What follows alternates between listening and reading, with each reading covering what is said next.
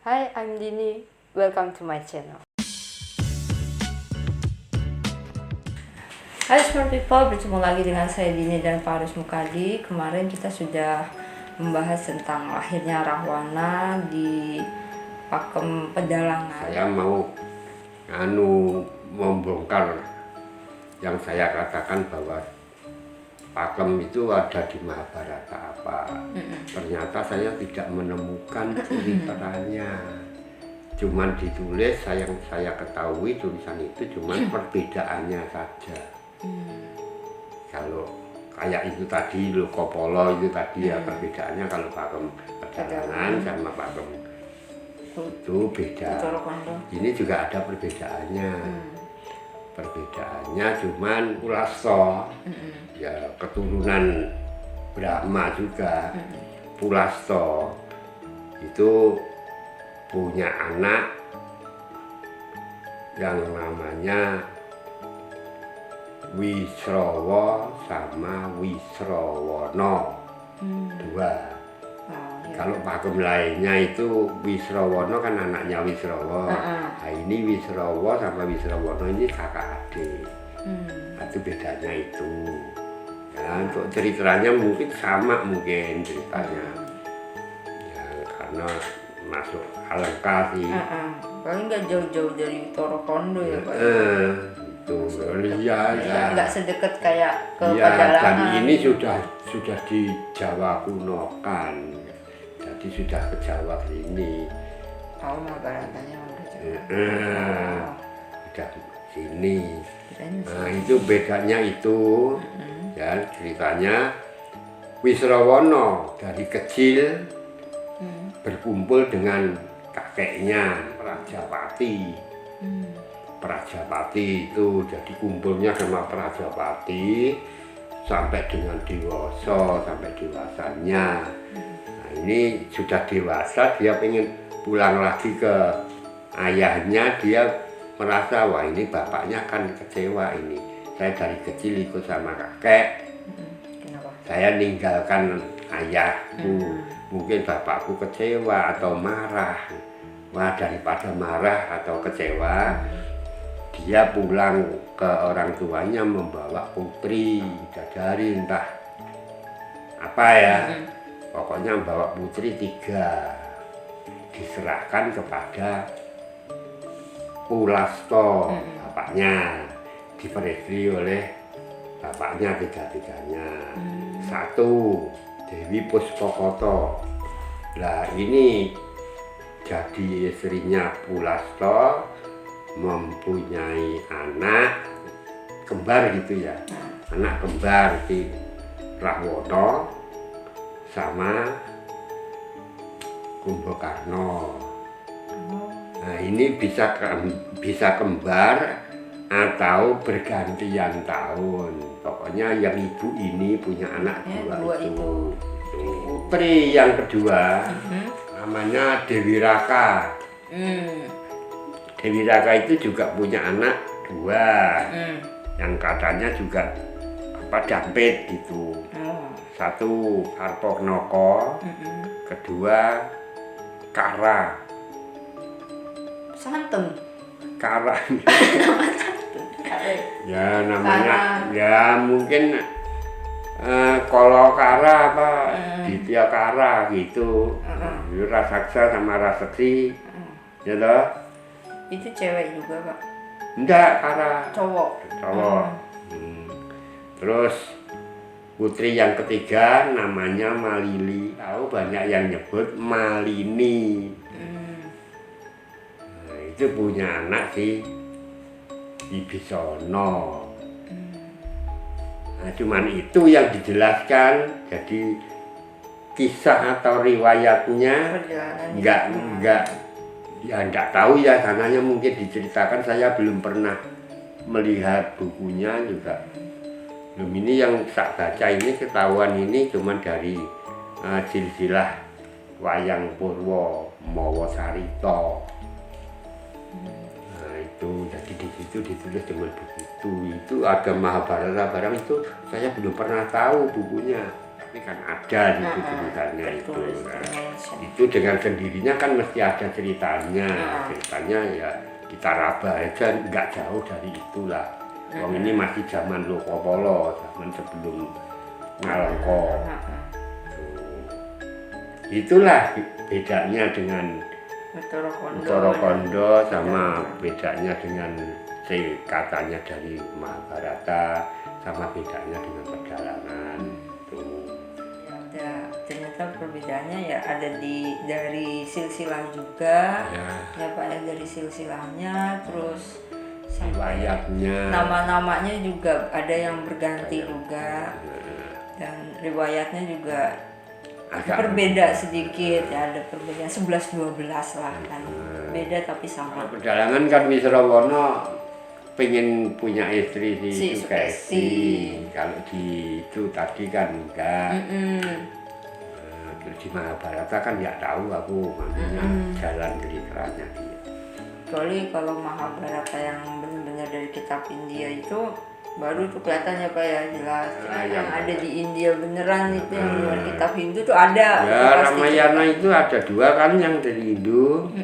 Nah itu kalau sudah di Jawa kawikan itu namanya Serat Ramayana Kakawin namanya, karena di Indianya sana itu namanya Kawya. Nah ditulis lagi Kawya. Kawya itu puisi itu, jadi pakai tembang ceritanya, makanya di sini dinamakan Kakawin. Batik Kawya. Bukan, batik Kawya kan yang dari sana, dari orang Hindu sana.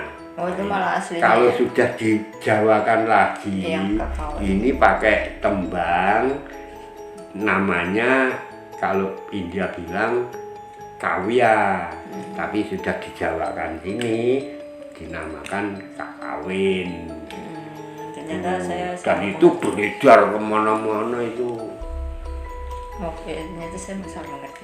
Kirain batik Kawya kan batik itu, kirain itu yang udah di Jawa, yang kata itu yang asli India. Kawya itu justru masih bahasa Sanskerta. Yang Uttara Kondo itu bedanya di mana Pak? Uttara Kondo itu ya sebenarnya hampir sama itu. Uttara Kondo itu diambil dari Ramayana yang kedua, Ramayana asli dari India sana, buatan yang kedua. Nah, itu. Berarti Uttara Kondo itu masih di atasnya Pedalangan ya Pak ya, sebelumnya Pedalangan itu ada Uttara Kondo dulu. Iya, Pedalangan itu juga dari Uttara Kondo itu. Iya, jadi, berarti Pedalangan yang terakhir ya, Pakoma jadi Pedalangan. Pedalangan itu kan diambil dari Uttara Kondo apa itu, terus diolah dijadikan kumpulan cerita untuk belajar pedalangan. Jadi untuk wayang kulit gitu. Jadi sudah jadi cerita gitu. Siap. Nah ini kalau soal lahirnya Rahwana itu perbedaannya cuma satu. Kalau pedalangan kemarin kan si Wisrawa itu kan dari Lokopolo, dari kerajaan Lokopolo. Iya. Istrinya juga dari kerajaan Lokopolo, si Dewi Lokati. Iya. Mertuanya juga di Lokopolo, Lokowono. Iya. Nah, kalau di Pakem atau kalau di dalam serat Uttara Kondo, Lokopolo itu bukan namanya kerajaan, tapi namanya Loko itu jagat ya. Dunianya gitu. Polo itu penjaga atau penguasa. Ya. Nah, jadi Lokopolo itu adalah pangkat atau dunianya 4 dewa. Dewa pertama itu Bathara Indra. itu menguasai atau sebagai berkuasa untuk dewa-dewa. Terus Bathara Yama. Yama itu penguasa neraka. Ya. Nah, atau kawah Candasmuka ya. Ya. Tempat kematian itu. Terus Dewa Baruna. Itu dewa dari samudra seisinya pasti. Menguasai itu.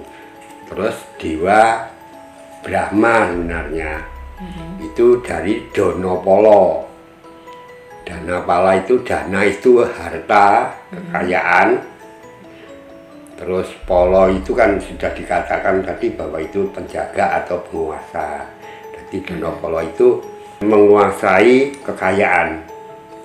Oh ya. Dewa menguasai kekayaan gitu. Nah itu Danapala itu gitu kalau di Untara Kondo. Kalau di Pakem Pedalangan kan ambil yang Lokapala adalah kerajaan. Nah ini kalau ceritanya hampir sama, cuman ya itu tadi perbedaannya hanya sedikit gitu. Cuman jalan ceritanya aja tak kasih tahu ya. Nah, diawali aja dari kerajaan Puralangka. Puralangka ya maksudnya Langkapura. Pura itu kan kerajaan.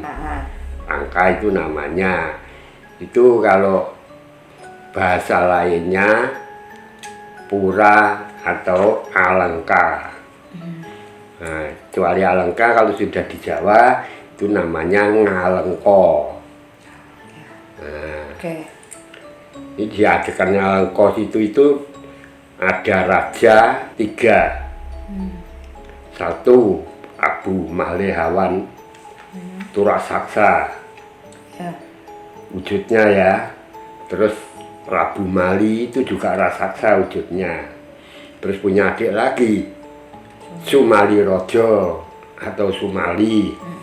Itu wujudnya setengah raksasa. Nah, jadi kayak kayak modelnya kalau di wayang orang itu kayak Kongso. Oh iya. Nah gitu, jadi bukan raksasa yang kayak gitu. Ini cuman rengesan gitu. Ya. Tuh 3 raksasa ini yang menjadi raja. Kemudian 3-tiganya ini membangun istana atau keraton, membangun 3 keraton, 3 istana untuk tempat raja-raja yang 3 ini di Alengka. Nah, sedangkan yang membangun bangunannya itu Wiswakarma. Wiswakarma itu undagi atau tukang pembangunan sana, apa namanya, insinyurnya gitu, insinyur kayangan gitu, yang suka membangun kayangan itu yang membangun. Makanya membangunnya dia itu 3 kerajaan itu berlapis emas, bertatahkan intan berlian. Wow, gila banget. Kaya ya? Ya kaya banget. Orang dikatakan keindahannya keraton Alengka itu hampir menyerupai keindahan kayangan Bathara Indra. Gitu. Sudah bisa bayangkan kan? Nah itu. Sedangkan 3 putra itu adalah putra dari Prabu Puksara. Puksara ini turunan ke-7 dari Bathara Brahma. Yaitu Brahma. Kalau Brahma di sini itu biasanya Brahma itu yang dewa yang tinggi. Jadi sudah Brahma Trimurti gitu. Iya. Kemudian ketiga raksasa ini yang paling tua kan Malehawan. Itu juga paling sakti. Sakti Mahambara. Jadi negara Alengka itu sekarang jadi luas wilayahnya, banyak para raja yang ditaklukkan oleh dia karena kesaktiannya. Nah ini sayangnya raja kaya raya sakti, sayangnya sifatnya angkara murka. Jadi iri dengan kekuasaan Suralaya Kahyangan. Nah dia tidak senang diperintah atau dibawahi oleh para dewa. Jadi ingin dia menaklukkan dewa, ingin dia merebut kekuasaan Suralaya. Mengajak adiknya dua itu sama mempersiapkan pasukannya. Pasukannya para raksasa semua, beribu-ribu. Jumlahnya banyak sekali. Terus dibawa naik ke Suralaya. Berangkat ini sudah siap tempur semua. Nah, di Suralaya sendiri para dewa sudah mengetahui toh maksud titah, maksud manusia yang angkara itu sudah didengar oleh dewa. Kemudian dewa sendiri sudah mempersiapkan pasukan prajurit dewa yang disebut Durandara itu. Terus sama dewa-dewa, putra-putra dewa itu kayak Indra dan lain sebagainya itu ikut semua. Sudah siap tapi tidak di Kahyangan siapnya, sudah turun dari Kahyangan, dari jauh dari Gapura, Selamatangkep. Di Gapura Kahyangan itu kan ada gapuranya gitu. Awalnya itu kan Selamatangkep. Ini sudah jauh dari Selamatangkep. Jadi sengaja untuk menerima datangnya pasukan Maliawan itu. Nah ini pasukan Alengka naik di atas ketemu sama dewa, terjadi perang besar antara Durandara, prajurit dewa sama prajurit raksasa itu. Perang sampai dengan prajurit Durandara itu mundur kan, kalah banyak mungkin, atau kesaktiannya Maliawan itu memang benar-benar sakti, itu bisa menyamai para dewa-dewa. Nah mundurnya ini terus si Dewa Indra dalam hati mengatakan, wah ini mundur ini pasukanku ini. Dalam hati ini juga diterima oleh Bathara Guru di dalam hati itu. Ya sudah kamu minta tolong si Wisnu. Nah terus Wisnu dimintain tolong dalam keadaan perang ini. Itu udah masih Bathara Guru, bukan Siwa. Ya harusnya kalau sudah di Jawa atau sudah di Indonesia kan bahasa Jawa Kawi itu terus turun lagi diganti lagi ke bahasa Jawa Tengahan, itu sudah mulai ada Bathara Guru. Tuh. Ya anggap aja itu nanti Bathara Guru atau bukan lah, pokoknya ketuanya dewa gitu. Wisnu sanggup, Wisnu juga membaca alam ini. Jadi angkara murka dari Alengka ini harus ditutup lebih dahulu untuk cerita-cerita selanjutnya, kejadian-kejadian selanjutnya. Sebab zaman dulunya itu sudah ada dari Alengka itu yang namanya Hiranyakasipu. Itu jauh sebelum cerita ini dibabar, itu sudah pernah melawan dewa-dewa. Memang buah nggak jauh dari pohonnya ya Pak ya. Kemudian Bathara Wisnu tandang perang sampai dengan dikeroyok 3 Maliawan, Mali dan Sumali. Nah, Bathara Wisnu sampai Triwikrama, Maliawan, Mali ditangkap, dibuang. Padahal itu juga raksasa. Tapi Wisnu kalau jadi raksasa kan bisa segunung gedenya. Iya, dewa. Bisa lebih gede lah pokoknya. Ditangkap gitu, terus kembali wujudnya dibuang diikuti. Nah maksudnya dibuang itu biar jauh dari kayangan gitulah. Itu Sukerto itu kan, orang Sukerto itu orang sedang kena masalah dosa gitu kan. Kalau anak diruat apa itu kan si Sukertonya mana kan gitu toh. Nah itu kan ada masalah tentang dosa atau tentang penyakit gitulah. Begitu jatuh dekat dengan Alengka dipukul sama senjata cokro. Nah, si Malinya dulu itu dipanah pakai Kesawa, mati di situ. Sumalinya tahu begitu takut sekali sama Bathara Wisnu, melayu lari sifat kuping. Wah nggak haluan larinya. Ini berbuat tidak berani bertanggung jawab ya. Nah ini kita sudahi biar nggak sama dengan Pakem Pedalangan. Kalau Pakem Pedalangan kan diuruk itu Menjadi gunung itu. Nah ini nggak tak bicarakan aja, pokoknya ini sudah mati si Sumali Rojonya lari sifat kuping. Wisnu cuma ngetutke saja ya. Larinya Sumali Rojo pulang ke Alengka masih apa ya, girapen, masih ketakutan sama Bathara Wisnu. Panik nih. Nah udah nggak karuan, nggak panik lagi.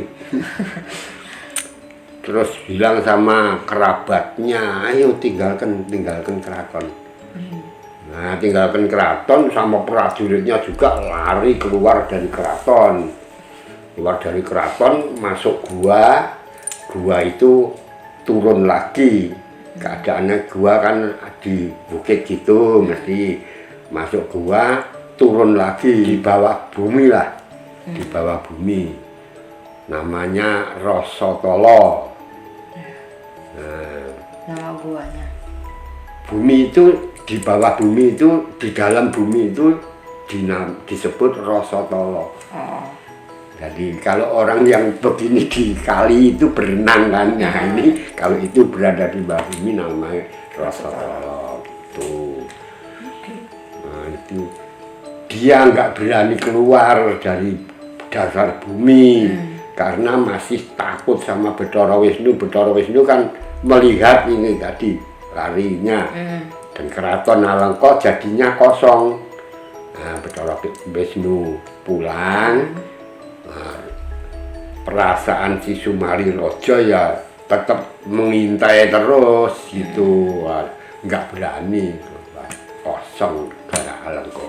Ini sudah berhenti ceritanya Alengka, terus kita menceritakan yang tadinya itu Pakem yang dulunya itu ada di Lokopolo, tapi sekarang ini tak kasih nama saja, wong nggak jelas namanya ya, dari tulisan itu Rasa Utara Kondonya itu namanya Giri Prawa.